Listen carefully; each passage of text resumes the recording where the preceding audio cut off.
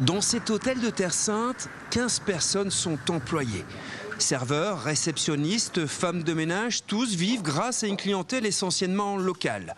Le taux d'occupation fluctue en fonction des saisons et des événements, mais la direction n'a pas de problème à recruter.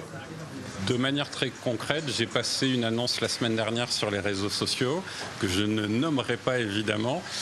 J'ai reçu environ 200 candidatures. C'était pour des postes à la fois en réception et à la fois au niveau de notre snack.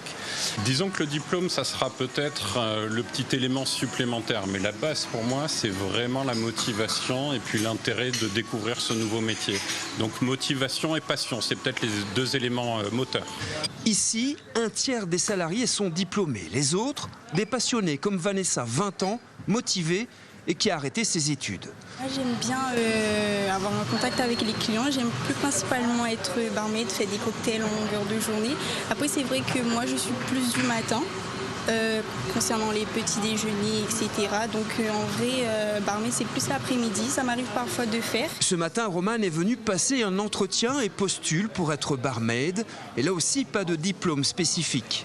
Je sais que la motivation peut aller au-delà des diplômes. J'ai découvert ce métier l'année dernière et j'en suis tombée un peu amoureuse. Donc même si j'ai pas sur le papier les compétences nécessaires, je sais que je vaux le coup. Et que chaque chose que je fais, je le fais avec le cœur. Ubérisation du travail, loyer inabordable pour les salariés. Les diplômés des secteurs de l'hôtellerie et généralement du tourisme ont tendance à sauter la mer pour travailler en métropole. Créée en 2019, l'association Resto Acteurs regroupe une vingtaine d'hôtels dans l'île et a pour but de privilégier le mieux-être des employés, des jeunes, des seniors et des porteurs de handicap. Et parmi les opérations, des parcours séduction sur 2 jours pour tous les demandeurs d'emploi. On leur fait visiter nos structures, on les met au contact de nos collaborateurs et collaboratrices, ils échangent avec eux. Il y a des ateliers qui sont organisés de confection, de pliage de serviettes en chambre, des ateliers bars. On les séduit à nos métiers. Si la séduction est opérée, on les immerge dans nos métiers ensuite pendant une journée où là, ils font des immersions d'une journée professionnelle dans nos différents services.